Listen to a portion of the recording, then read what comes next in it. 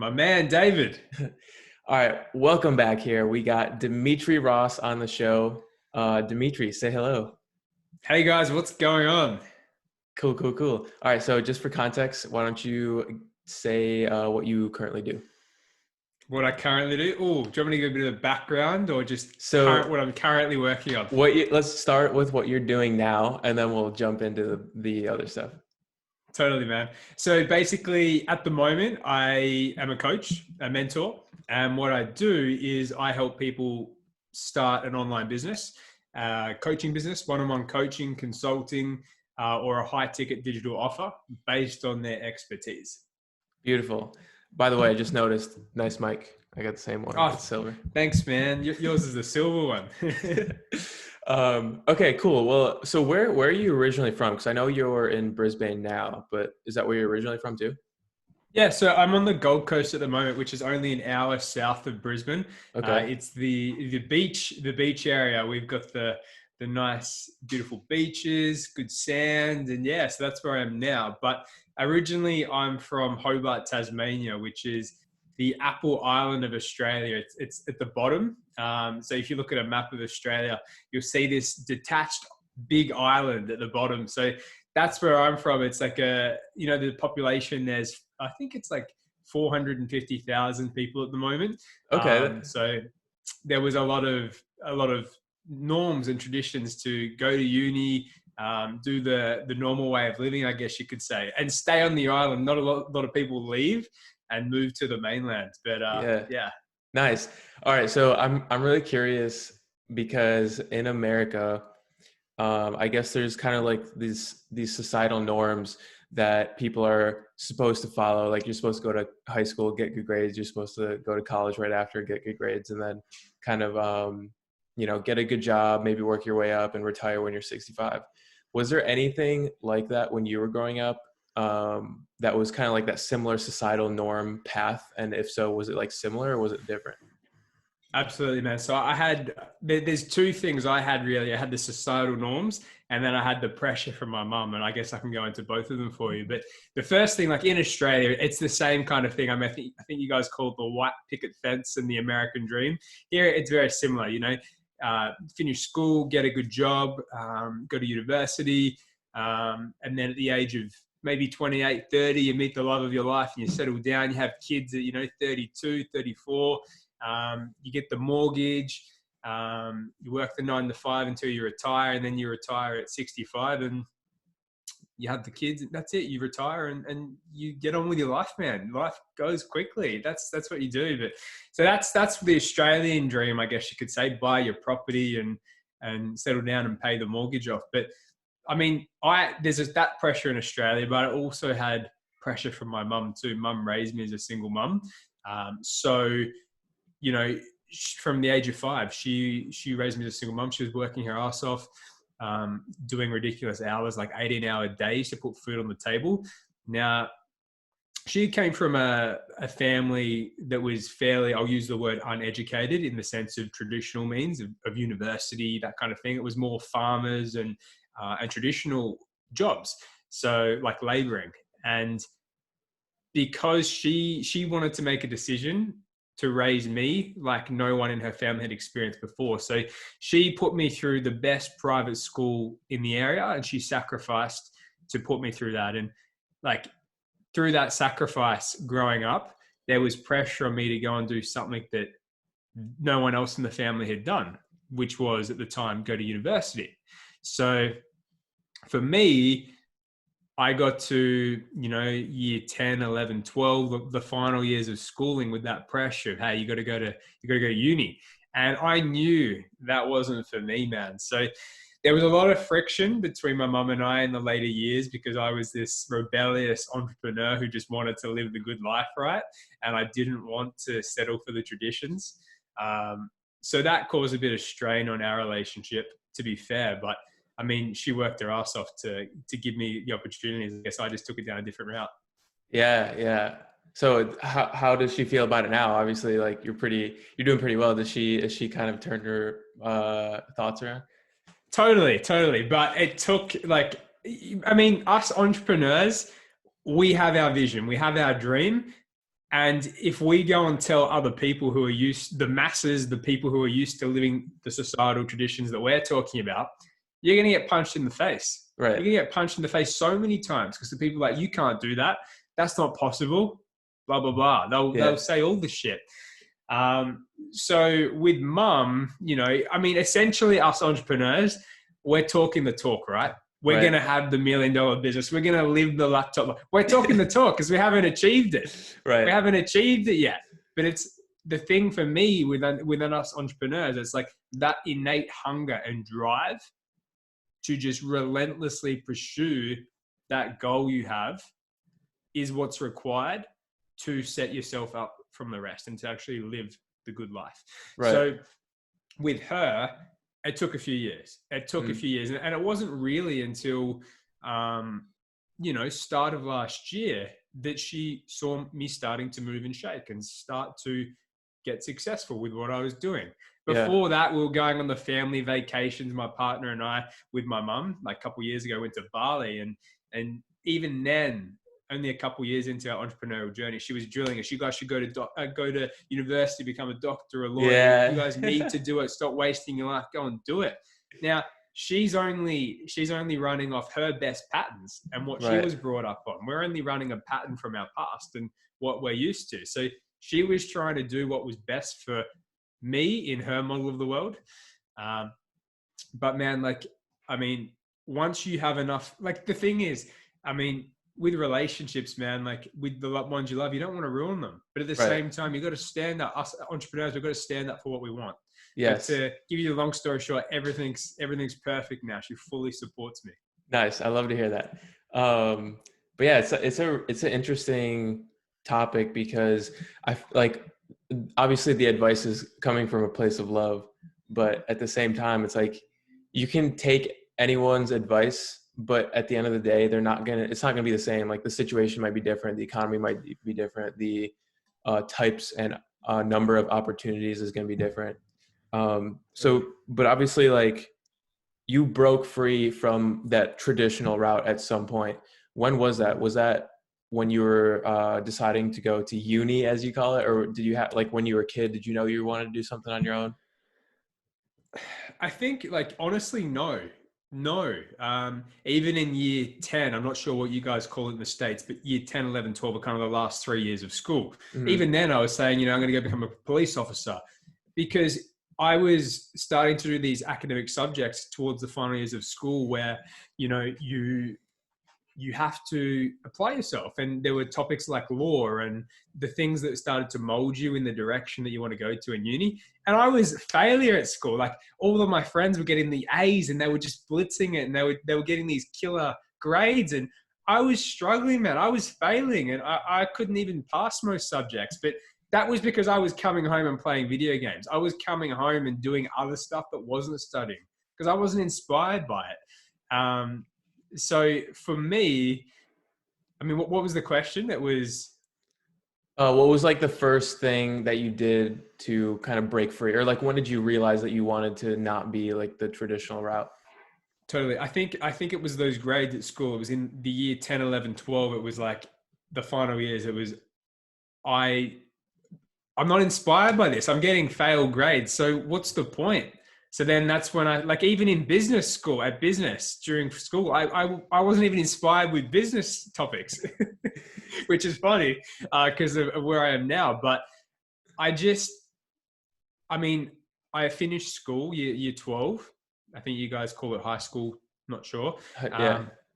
And then you guys call it college. When you go to college, we go to university. So I left school, then a couple months of summer break, then went into university and I lasted 2 weeks, 2 to 3 weeks. Wow, okay.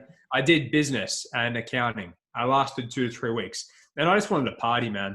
So I spent a year partying.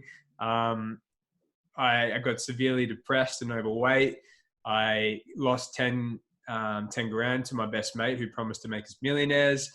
I racked up a whole heap of credit card debt. And I guess you could say I hit rock bottom. Oh my God. Okay. I feel like we got to dive into that stuff. All right. So what was the first thing you did entrepreneurially? I don't know if that's a word, but I'm going to make it a word after high school. or like after you Totally. dropped out of college or uni? So yeah. So I was working the hospitality jobs. I was doing myself. I was running the same patterns I learned from my mum. Work hard for money. So Uh-huh. I was doing the 7 a.m. until 11 p.m. in hospitality jobs. I was working two jobs, one in the morning until lunch and one in the afternoon until late evening. So I was working hard for money. And then, I was getting this good cash. Good cash was coming in, but I was burnt out, man. Like every day, 6 days a week, I was doing this. So I was doing the 80 hours a week. And on top of that, I was going out and partying on the weekend. So I was completely burnt out. So at that moment, I guess I realized that I wanted to change. And I started to realize that I wanted to go down the entrepreneurial route. So I started reading The 4-Hour Work Week, all of the classics, I guess you could say, Rich Man in Babylon, and just all of the classics that, most of us entrepreneurs are used to. But for me, I think the first venture that I did was when I lost the 10K to my best mate. I was living with him at the time because I wasn't getting along too well with my parents, because I started going down the entrepreneurial route and wanted to do my own thing, and that caused a bit of resistance. So I moved in with my best mate and his family, and I trusted him with my life, absolutely trusted him with my whole entire life. So he wasn't in a job at the time. He was just doing his IT stuff on the computer. I was going to the job, coming home, and he was doing the computer stuff. So I had 10K saved, and no, I didn't. I'll take that back. I was doing the good job, so I could get a loan out. Anyway, within the space of a couple of days, we had a chat, and he was telling me about Forex trading, FX trading. So trading the currencies. So he told me that, we're going to live the life of Dan Bilzerian, which is what we were both inspired by at the time. We were mad partiers. We were fucking having a good time. Like the stuff that we used to do is pretty crazy. Like I'm sure a lot of you guys do too, or did. So I could completely relate to that. So that's what we wanted. He hooked me with the Dan Bilzerian, and I was like, hell yeah, we want to live that lifestyle. So I took out a 10 grand loan, gave him the cash, and in 2 weeks, he'd lost 7.5 grand of it. From Forex trading? From FX trading. Now, I don't want to go into it, but long story short, I only found out last year, because this is like 6 years ago. Yeah. I only found out last year at the start that he's suffering from a really big heroin addiction. Okay. From my knowledge, he might have just taken that money and gone and blown it on his needs, which is hard for me because that was my best friend. And I never knew he was suffering from that. I never knew that. I'd never even seen that stuff, heroin. So it was really hard for me personally too, knowing that my best friend was going through that.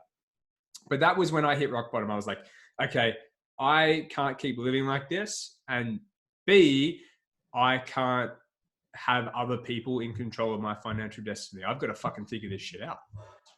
So, okay. So is that the same? Because we spoke on the phone, what was it, a couple of days ago or whatever?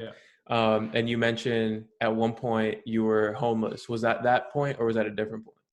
No, that was about 2 years later. So I guess so you could connect say those dots. Connect those dots. Yeah, for me. So when I started my entrepreneurial journey, that was in Tassie, in Hobart, Australia, at the little Apple Isle at the bottom. Okay. And then after that experience, that event with my mate, I was like, okay, I've got to move away. My dad at the time lived in Queensland, here on the Gold Coast, which is about a 3-hour flight. Heaps warmer climate, so much better for your health. So I used that as an escape route. I said, I'm going to go and start over. No friends, nothing. I'm going to redefine myself, redefine my identity. So I moved to Queensland and started just going hard on learning, like books, all the books you can think of in terms of self-development. I was learning. I had no money at the time. I wasn't working a job. I was just learning. I started my first blog, The Dream Chaser Co.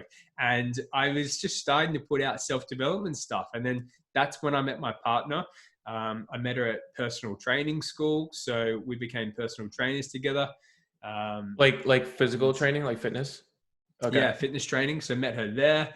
And then basically about a year after we got together, then our world started crumbling down. So did you want me to talk about that? Yeah, sure. Why not? Yeah. So from that moment, we were living together with her mum in a rental. Her grandfather passed away, and he was in Melbourne, which is in a different state in Australia. So before he passed away, he was sick for a few months. So Brit's mum, my partner, went down to Melbourne to be with the grandfather for the last few months. So my partner and I went and moved in with my dad. So just here on the Gold Coast too. And my dad and I, as I said, he moved away when I was 5. So I never really got to know him. So when I moved to Queensland, basically within 3 months of moving up here, I got to be my partner. So I never really got to have that close bond with him. So all of a sudden, my partner and I were living with my dad. And it was just too much tension, stress and stuff. And one day it just flipped. My dad and I had a huge argument, and it went really hectic, like pear-shaped. Pear-shaped. It just wasn't working. I wasn't interested in surrounding myself, as someone who, again, like my mum and like my friends and stuff back in Tassie, who doesn't support what you're doing, who, when you say, hey, we've got this great idea to grow this business and here's the numbers, and you go and sit down with your family member and you run through it, and they're like, that's all good on paper. Good on you. When they do that, and they don't really support, you got to escape, man. You got to back yourself, and you got to surround yourself in your own environment so you can let your own thoughts manifest into reality. Yeah. Your environment dictates where you are. So that was the journey of homelessness. My partner and I had just started a health and fitness company, and we started printing all these hard copy 12-week fitness books, which was amazing. And we still sell them now. But at the time it was a brand new business. So we were working for ourselves, had no cash. So then we all of a sudden had to pack all our stuff into our car, and then we had nowhere to go. We had no cash, nowhere to go. So over the course of a couple of weeks, we had to move between different places of friends and family, strangers even. And then finally got our feet on the ground, got some jobs, and started building real momentum.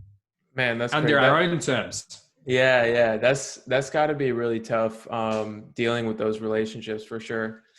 By the way, I love, when we were on the call the other day, I don't know why, but the term pear-shaped, I loved it so much. What was I going to ask? Oh yeah. So what, if someone's going through that now, right? They have that relationship of someone not really agreeing with the journey you're taking. Having been through that, what would you say to that person who's going through that now? It's tough. It is really tough. I mean, my advice, some people will say, live with your parents until you're 25, until you're 30, save some money, go out on your own. That's the cushy way of doing things. Like, I know so many 30-year-olds and 40-year-olds now who coming to me and saying, help me grow a business, because I never gave myself permission to do it in the past. And I never had to truly struggle. That's some reason I keep attracting those kind of people, which is like they see a younger version of me in them. But my advice, it depends how bad you want it, right? If your parents are wealthy and it's a nice idea to start your own business, you probably won't succeed because you don't have the innate hunger and drive. But if you really have struggled and you really don't want the life that you're seeing your parents lived and the way you've seen their upbringing, maybe the money shit that they have, lack of money, lack of resources. Maybe they say things like money doesn't grow on trees. You have to work hard for money. If you come from that environment, if you come from an environment of paralyzed relationships where your parents are maybe fighting, arguing all the time, you're just seeing disassociation in all aspects of your life, and you want to set yourself up for long-term success and stability, you got to move out. I mean, my advice, like, if you can, at the age of 19, 20, move out. Go. That's hard to say for people, but if you really want to actually learn how to fight for yourself from a young age, go and do it. Struggle. Learn how hard it is, and you naturally come up with the answers. You don't need to know how on this journey of entrepreneurship. You don't need to know the how. All you need to do is take daily actions. So my advice is, without struggle and without resistance, you're going to stay where you are. So if someone lives with their parents until they're 30, their parents are cashed up, you're going to always rely on your parents. You're always going to be comfortable and cushy. But if you actually want to take charge of your life, like I'm only 24. So I've been on this journey since 18. Mhm. And I always said to myself, like, I set 5 years goals. At the age of 25, I'm going to have achieved this. Like, set goals relentlessly. So my advice to answer your question to those struggling with relationships at home, either put up with it, or if you really want to go down this entrepreneurial route and figure it out, move out and go and do it on your own. What have you got to lose at 18, 19, 20 if you do it? Exactly. I totally agree. So, okay, you go through that. What's the very first like money that starts to come in? Was it the fitness plans that you're talking about, or did you like pivot somewhere else? So in terms of when things started going well, yeah. So we didn't make any money from the fitness business. We are now. We're still selling that guide now, and we're making a couple $100 a day just from it. Nice. For my partner selling it, which is epic. So it's a good way to grow her followers and grow her influence and stuff too, which is amazing. But to answer your question in terms of what was the real first cash cow, marketing agency. So I went and bought all the courses on how to start a marketing agency. Before that, I started a bit of drop shipping. But we didn't have the capital to run ads. You need to run Facebook ads if you're going to sell products online. So we spent probably like a month building an epic drop shipping store, made it look amazing, branding, and we didn't have any money to run ads. So we made a few sales, but then we're like, let's give this up because we can't grow it. So then I was like, what's a business model that I can get cash up front immediately and not need capital? And for me, that was a marketing agency, because I can use my power of connection, connect with people and tell them how I can help them grow their business. So human relationships, human to human, I provide you value, you work with me, or you refer me to someone else. So the marketing agency was the first thing that I did. So was it just like Facebook ads, or was it more multifaceted? So it was just Facebook ads, and it was obviously, it was literally just Facebook ads. The clients gave me the copy and then I ran the ads. Funnel building too. That was a big cash cow for me. I'd charge $10K for a full ClickFunnels build, and I've done that multiple times. So nice. Funnel building and also Facebook ads. Got it. Okay. So I know we talked about this on the call the other day. So I kind of know what you're going to say already, but I'm going to ask it anyways, because I think it's valuable information. So I think a lot of people, like gurus, whatever you want to call them, will preach, like, make sure you're charging a lot, make sure you're charging what you're worth.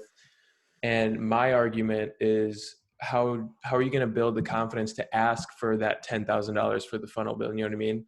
Totally. You can't just come up to someone doing it for the first time and say, hey, give me $10,000.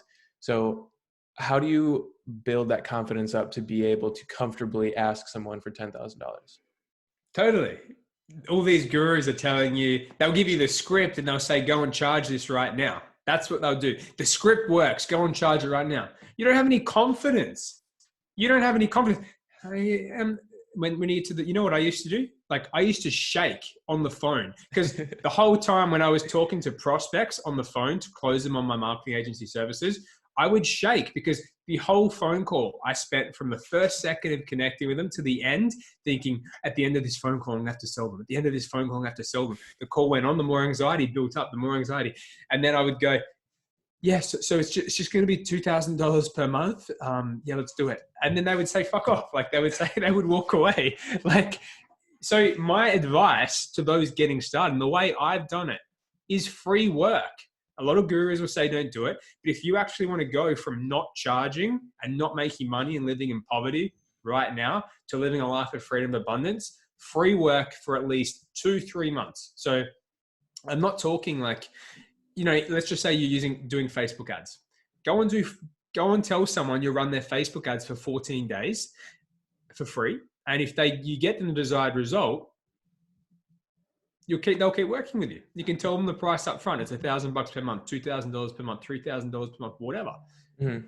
The way I did it, and I did this for a good 3 months at the start of last year, was I got on calls with someone who I think I could provide value to. jumped on a Zoom call, half an hour, because I wanted to pivot into coaching. So I used my marketing background to jump on calls with my future client that I wanted to serve. And I just give value. And all I did was in fair exchange, ask for a video testimonial. Do the free work, get on the free calls and provide value, but ask for video testimonials and get it off them straight away, like within 24 hours. And even pre-frame it. Hey, look, if I provide you value, would you mind sending me a video testimonial in the next 24 hours? Yeah, that's actually a really good idea. That's all you have to do. That's literally all you have to do. Then what happens is people start giving you feedback. Oh, that's awesome advice. That's awesome. Thank you so much. That changed my business. That one thing you gave me made me $10,000. Whatever. They keep giving you this positive reinforcement. Then 3 months goes by and you're like, I'm ready. I'm ready to charge. I'm ready. Now, what you need to remember too is I didn't do the free work initially with my marketing agency. I just followed this cold, hard script and I guaranteed results. Never guarantee results, guys. Never, ever, ever guarantee anyone results. It's only going to get you down the wrong path and you're going to piss off a lot of people. But I just followed the advice of a guru at the time I was following. He's like, guarantee results, 150 to 200 leads in the first month of work with me. So I went and I was sending out video messages to people on LinkedIn. And what I did was sent out this message, I guarantee I'm going to get these results, blah, blah, blah. Anyway, got this person on the phone, signed him up. I pitched him 3.5K for a month, 3.5K from someone who had nothing. And I didn't do any free work before that. I was shit scared, 3.5K a month. He said, let me talk to my partner. He called me back the next day. I called him and he signed on. So all of a sudden I went from nothing to having 3.5K a month. That gave me all the confidence. But what happened then was he referred me to his mate, and his mate was the real estate agent, and I charged the mate $4,000. So all of a sudden I was doing $7,500 a month. Yeah. From nothing within the space of 45 days, 30 days. Because I got the guy the results, the results I promised, I got him the results. But then what happened was I got a bit cocky, and then I was going to do a few more things for him that I wasn't proficient in. Mm-hmm. And everything backfired. In 3 months, I lost both clients, went back to square one, and then I started doing the free work to build up my confidence. So I would advise you guys to start with free work. Even if you're doing a marketing agency, do 14-day trials. 14 days is a good amount of time to get people results and show them how you can help them grow their business. Yeah. Then if you do what you promise and you get them the results that you're telling them you will in that trial, they're going to work with you. Yeah. So it's the law of reciprocity. If you give, they'll give. Yeah, exactly. You kind of mentioned it a little bit earlier, but what are your thoughts on being like a generalist versus a specialist, being someone who charges premium but does more services, maybe like you have to outsource them all, or just saying, hey, listen, I only do Facebook ads, that's the only thing I'll do for you, you know? Focus on the one thing. I've seen this so many times in my coaching clients and myself. When you go and offer multiple things, you're juggling multiple hats. You're going to fail. You're going to fail miserably. You might not fail quickly, or you might not fail initially, but you'll fail fast and you won't be able to scale long term. If you get really good at one thing, you can become the best at that. You can focus on being the king or queen in that niche, and you can grow your business much quicker. And you're seen as that guy or girl that is that specialist. So my advice for everyone is get really good at one thing, whether it's copywriting, whether it's editing videos, whatever. Develop systems and processes for that one thing. Then you can go and scale your business, and you can hire a team and you can go and scale. Got it. All right. So what was the transition like going from the marketing agency to coaching? Like why did you want to do that? Because I understand that done for you is a sweatshop. You can't grow it. Yeah, you can grow it to, maybe 500,000 a month. For some people, that's amazing, but you've got a big team, you've got big overheads. Your profit margins, instead of being 80% as maybe a one-on-one done for you person just doing freelance, where your profits are 80, 90%, instead your profits are like 20%. So like I'm thinking what life do I want to live? What life do I want to live? And I want to live a life of freedom, time freedom, location freedom. I want to live a life of abundance with lots of liquid cash, so I never have to worry about money. Mm-hmm. So that means high profit. I've got to have a business that has high profit. So the most logical thing for me, because I was getting burnt out, like managing all these different clients. And I was always looking at the ad campaigns and all that stuff when I wanted to be doing other things. So for me, I think that it is essential. At some point, you will realize that you need to pivot into either a course, either an info product, or one-to-one consulting. Because one-to-one consulting is scalable. Like, instead of managing a client campaign for months, you might just get paid to come in and do a week or two of consulting. Right. You get paid the same amount, but you're not tied into getting that client the results. Instead, you move into the advisor of, hey guys, this is what you need to do now. You get paid the same amount, but you're just not stuck and trapped in. Whether they get the results or not, it's down to them. And one of the other things you were talking about is helping people make like digital products, right? Or did you already touch on that? Yeah, I just said that you can make a digital product. Package what you're doing that's done for you into a product that you can sell. Okay. So got it. You're getting on the marketing call, when you're getting on the sales calls, instead of selling them into your marketing agency services or your agency services, say, hey, I got this kick-ass 8-week, 12-week transformational journey. It's $3,000. Got it. You don't have to do anything. You've systematized everything in there. Okay, cool. Yeah. Sometimes when I get an idea for like a question, I jot it down here and then I don't pay as much attention to what you're talking about. So that's why that happened. That's right. Anyways, so what would you say is, because I feel like I'm a totally different human being than like before I started this entrepreneurial journey. And I'm sure it's probably similar to you. What do you think is the biggest difference in maybe like your habits or your personality from you now versus before you started being an entrepreneur? Totally. Empowerment in the 7 areas of life, and not just money, not just, because like the thing is, like if you actually want to live an abundant life that you're like completely satisfied, you have to empower all 7 areas of your life. So I'm talking your health. Before I was 30 kilos heavier, extremely depressed, overweight. I empowered my health. I took charge when I moved, and my partner now, who's extremely high value with her health, is help me with that and help me empower that. So before, I was extremely disempowered. So if you want to be a high performing entrepreneur and you want to live an amazing life, you've got to empower your health, your wealth, your business, your spirituality, your social leadership, your relationships, and your wisdom. That's what you've got to empower, all 7 areas. Not just, I'm going to make money. I'm going to make so much money, I buy the Ferraris and Lamborghinis. Because look at interviews from the greats. Like look at Dan Bilzerian. Like I think he had a great interview with, I can't remember his name, but he was talking about how, well, his lifestyle is so high and he's doing all the partying, he's got all the nice things, but there's nothing more he can go and get. Yeah, so, I think I know what you're talking about. I think it was Joe Rogan, but I could be wrong. Rogan. Yeah, Joe Rogan, yeah. That's the one. Yeah. So if instead, like the way I'm at peace now. Before I was the party boy who was just focusing on making money. I was doing the drugs, doing the partying every weekend, had acne face, wasn't looking after my body, felt like shit. Whereas now, through the self-development journey I've been on, and what I teach my guys now is empowering all 7 areas. Because it's not just about making money. Yes, money is great and it's the currency for change and to give you the life and things that you want, the experiences you want. But if you want to live a truly happy and fulfilled life, what I call an extraordinary life, you've got to empower the 7 areas. Mm-hmm. So those things that you're talking about are things that need like consistent action, consistent reminders. So with that being said, what are the most important habits that you have formed?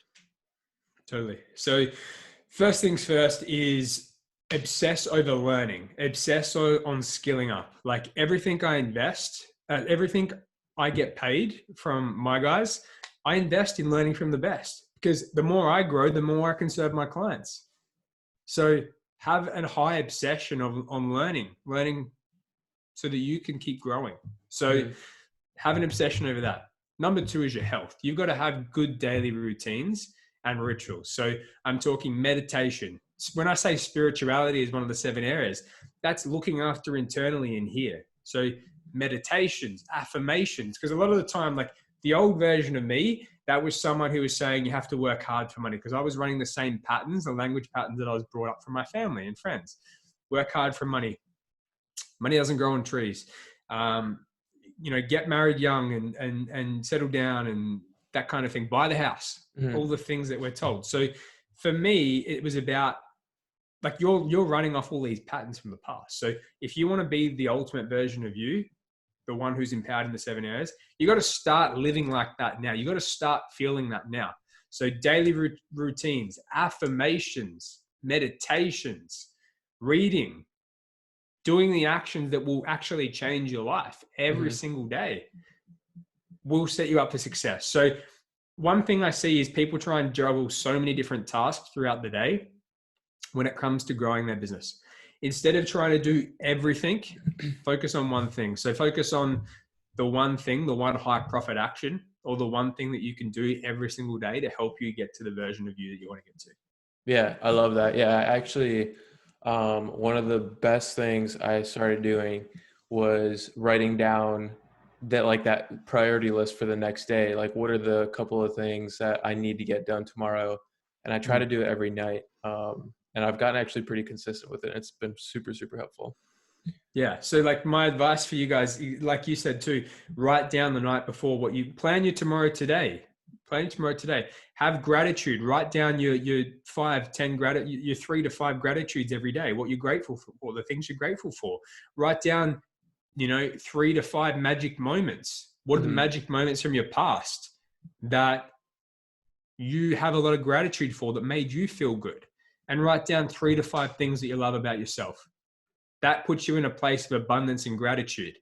The more you do that, the more you fill up your cup. Because a lot of this transformation and the entrepreneurial journey is about your transformation in you. You've got to fill your cup up. That's why you've got to leave the family, the friends who don't support you, because they're depleting your cup. So fill your cup and focus on that by empowering these 7 areas of your life. Right. And you can achieve whatever you want. Nice. So like, I'm sure you also have a lot of like hobbies and things you like to do for fun. Like before you said you like to party, like to go out, whatever. How do you balance like the productive side and the I want to have some fun with my life side? You know what I mean? Like, do you have a system? So, I mean, for me right now, my life is probably pretty boring. But that's because I'm obsessed with what I'm doing. I love what I'm doing. So I'm inspired to serve people. I'm inspired to just focus on things that I love. So before, like, I couldn't achieve the success that I am at now if I did the same things, the partying, all that. You got to get rid of it. Like, yes, like if you have a high value on relationships and friendships and stuff, you've got to find a way to do those things. So maybe it's, you have a daily routine where a weekly routine where on a Friday or Saturday night, you go and see friends and family. But instead of getting fucked up and extremely wasted, have 1 or 2 drinks and enjoy it. Like, yeah, I mean, I was mainly saying, I probably phrased that question poorly, but I was talking about, like, so for example, like, what do you like to do for fun? What are some of your hobbies maybe? Gotcha. So yeah, so with my hobbies, like, that's a tough question, man. Like, I love learning. Dude, like, okay, sorry. I know what you're saying. So like, my hobbies, I'm a huge football fan, huge soccer fan. So, massive Manchester United supporter. So there's nothing going on right now because all the competitions are closed down. But avid Man United fan, if they've got 2 games a week on in the early hours of the morning in Australia, because that's when the times are here, I'll get up and I'll watch them. Like, I'm obsessed over sport. Like, any sport, you'll find me watching.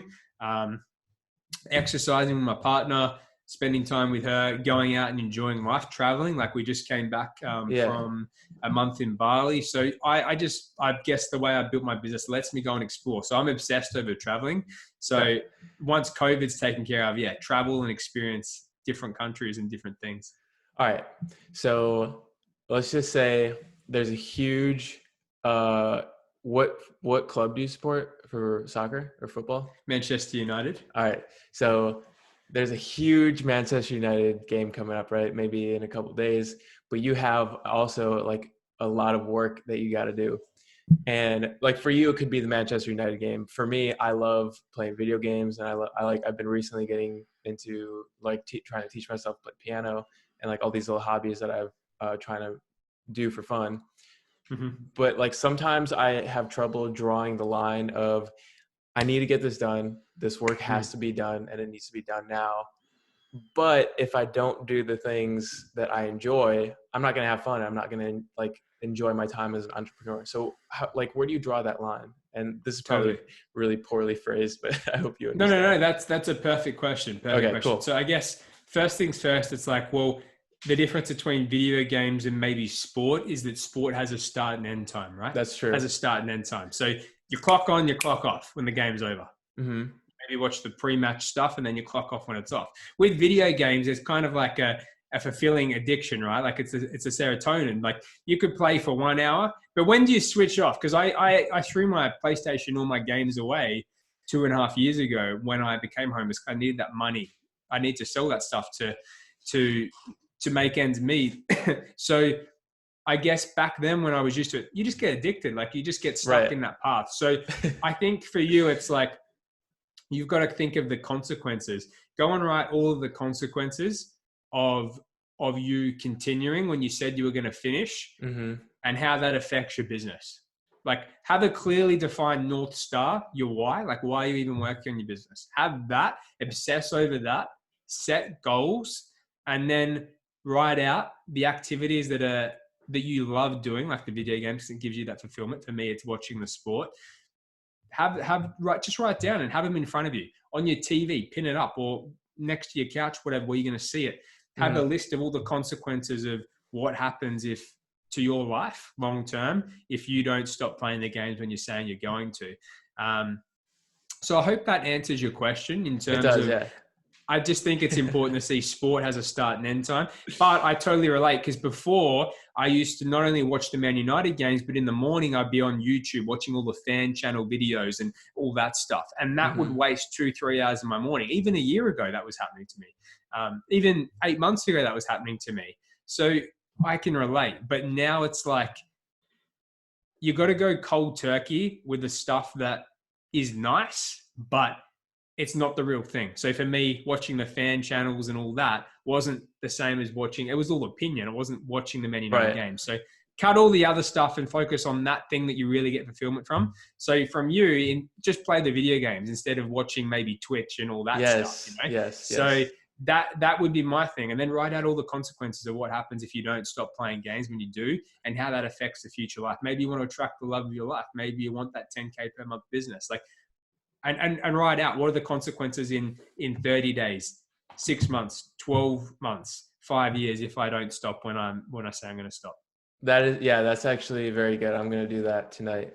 But you're totally right. I mean, because I make time to play video games or whatever else I want to do for fun, but it's all the other crap that I don't need to be doing that takes my time away. Like, endless time vacuums on YouTube or TikTok or Instagram, whatever. So 100%. So the first thing I do is I've got softwares to block YouTube suggested videos. I've got software to block. I use Momentum to block my browsing history.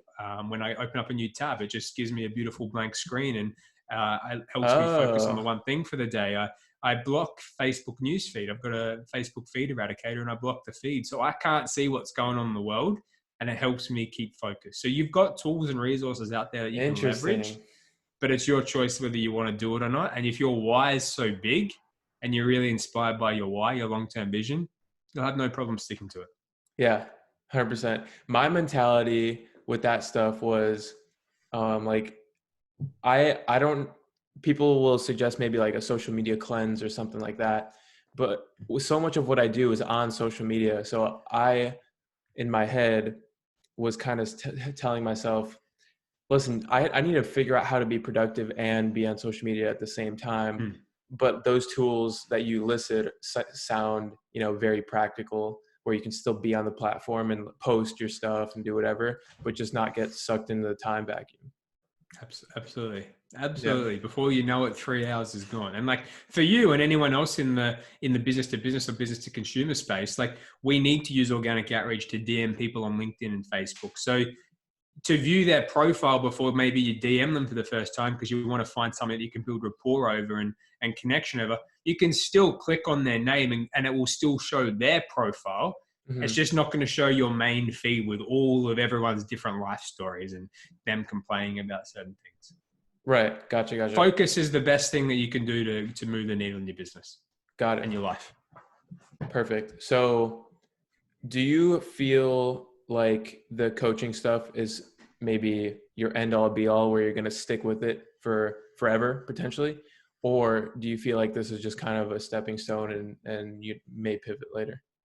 Yeah, absolutely. So I will be doing the coaching forever. One-to-one, no. So I'm phasing out one-to-one now. Mm-hmm. I actually don't take any more one-on-one clients on because I have a group model and because I believe the group model breeds the best success and the best results. So I've got a course which people can get.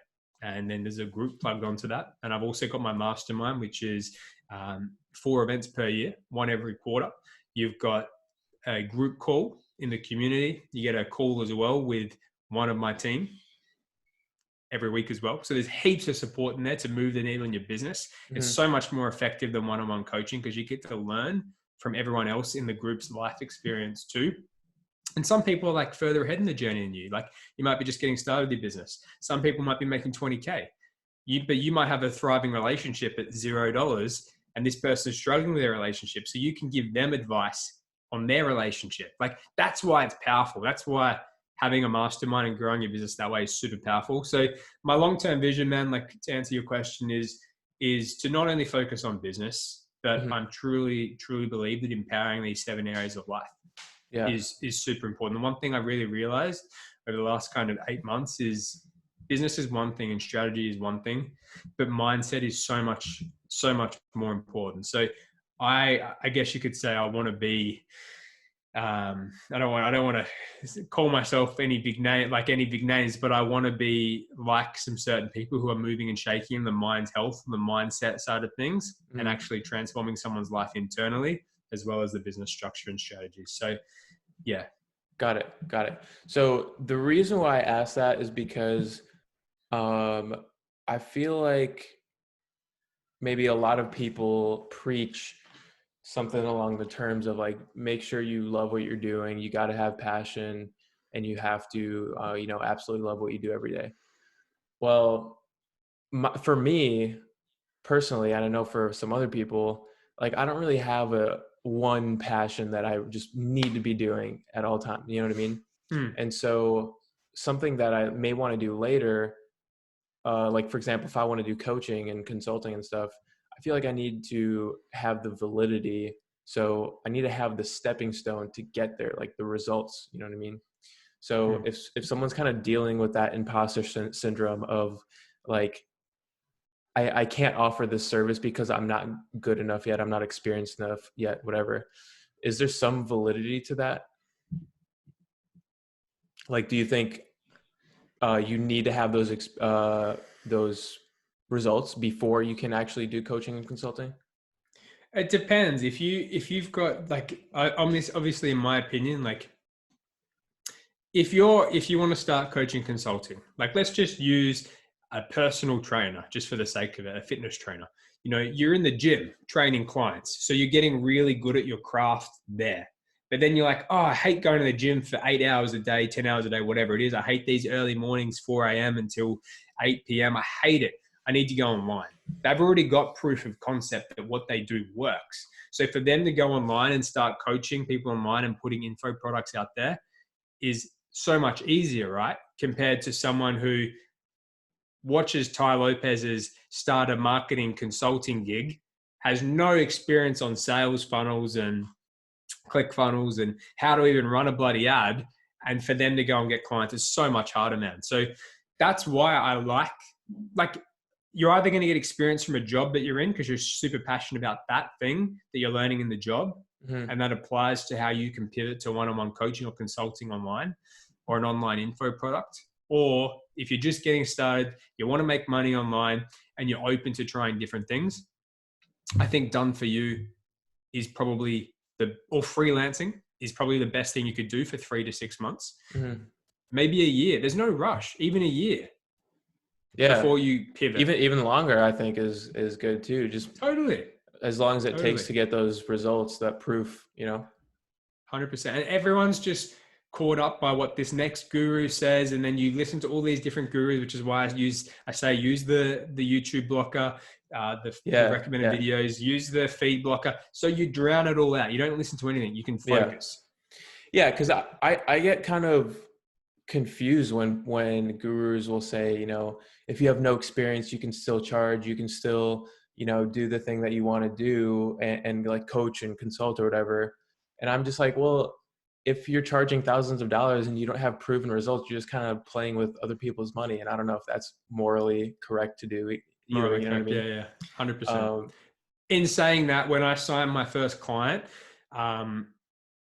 again, for $3.5K, I didn't have experience, but what I had was a proven system to run their ads. So that's true. I guess I had the resources that worked because there was proof that other people have been using it. So I backed myself based on that. So if you're new to the game, but you've got a system that works, again, maybe do some free work. Yeah. Because that's going to help you test it to validate. Do the free work for a month or two, then start charging. Yeah. What's a month or two? What's 60 days? Right. Yeah, that's actually a really good point. If you're being taught a system that does have proven results and you're literally just copy and pasting it, I think you can definitely use that. 100%. But anyways, all right, we'll end it here. Let's do one last question and then we'll sign off. So just like you are a different human than when you started, what do you think is going to be the biggest change from who you are now to when you finally call it quits and retire? You've done everything you want to do. You're just going to chill out in Bali the rest of the time or whatever you want. Well, that won't happen. That won't happen chilling out in Bali all the time because you get bored, man. You get so bored. I'd say the only thing different from me now to in the future is experience and life experience. Like we pivot and shift, we change what we're doing and what we're passionate about through experience. Like we talked about starting with the done for you and then eventually pivoting into courses and stuff. Like life experience helps you pivot and shift.